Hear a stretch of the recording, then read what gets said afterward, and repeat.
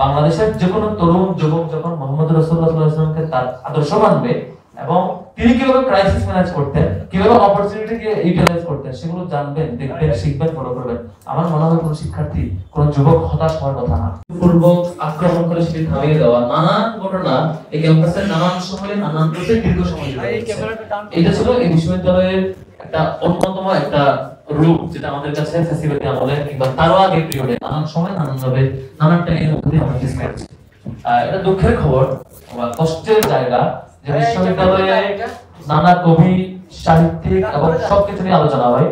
যে বিশ্ববিদ্যালয়ে আমাদের নানান ধরনের নানান ব্যক্তিত্ব নিয়ে আলাপ আলোচনা হয়, যাদেরকে অনুসরণ করা হয় এবং যাদেরকে নিয়ে আমরা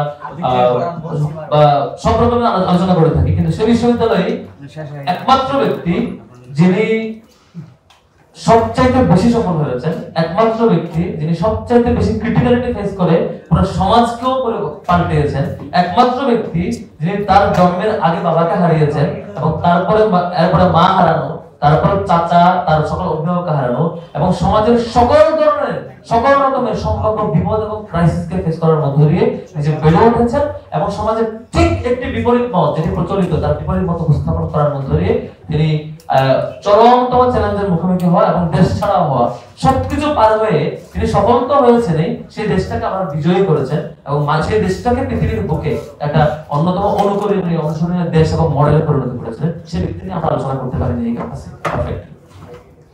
হ্যাঁ, কিছু হতো যে একটা মিলাদ, একটা ছোট আয়োজন, মসজিদের ভিতরে একটা আলোচনা, কিন্তু কালচারালি এবং সেমিনার সিম্পোজিয়ামের মাধ্যমে অন্যান্য উপাদান যেভাবে হাজির রাখা হতো ঠিক বিপরীত ইসলামের উপাদানগুলোকে প্র্যাকটিস করা হলো, সেটাকে মৌলবাদী ট্যাগ দিয়ে, সেটাকে একটি নির্দিষ্ট দলের এজেন্ডা ট্যাগ দিয়ে, সেটাকে অন্য কোনো একটা ট্যাগিং করে কর্নার করে রাখা হতো।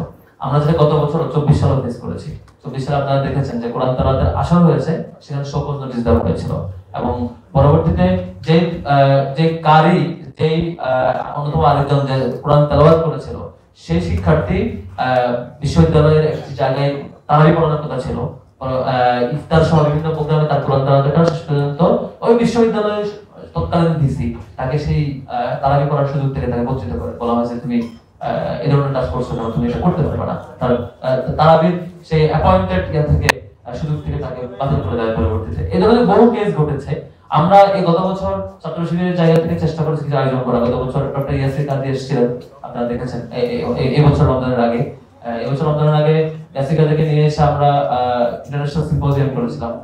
এটা প্রথমবারের মতো ঢাকা বিশ্ববিদ্যালয় হয়েছে। গত বছর 5 আগস্টের পরে সিরাজ সম্মেলন হয়েছে, সেটিও বিশ্ববিদ্যালয়ের ইতিহাসে প্রথমবারের মতো হয়েছে। টিএসসিতে যেটা হয়েছিল, বিভিন্ন জন আয়োজন করেছে বিভিন্ন প্ল্যাটফর্ম পক্ষ থেকে। আজকে আলহামদুলিল্লাহ আমাদের আলোচকবৃন্দ এসেছেন।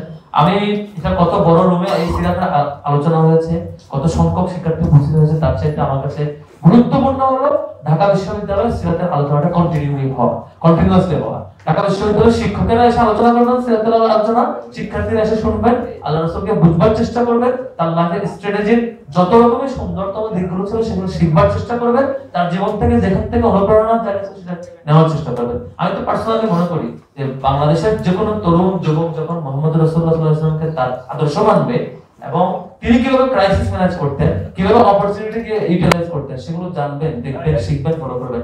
আমার মনে হয় কোনো শিক্ষার্থী, কোনো যুবক হতাশ হওয়ার কথা না, কোনো যুবক, কোনো শিক্ষার্থী ব্যর্থ হওয়ার কথা না, কোনো যুবক, কোনো শিক্ষার্থী তার পথ হারানোর কথা না। সে যে ধর্মেরই হোক, যে পথেরই হোক, যে মতেরই হোক, তাই ওনাকে নিয়ে আলোচনা হওয়া দরকার। আজকে আলোচনায় সবাইকে আবারও স্বাগত জানাচ্ছি। আমার উদ্বোধনী কথার মধ্য দিয়ে আবারও সবাইকে আমি আয়োজনের কোনো ভুল ত্রুটি হয়ে থাকলে শাখার সভাপতি হিসেবে সবকিছুর জন্য অগ্রিম ক্ষমা প্রার্থনা করছি।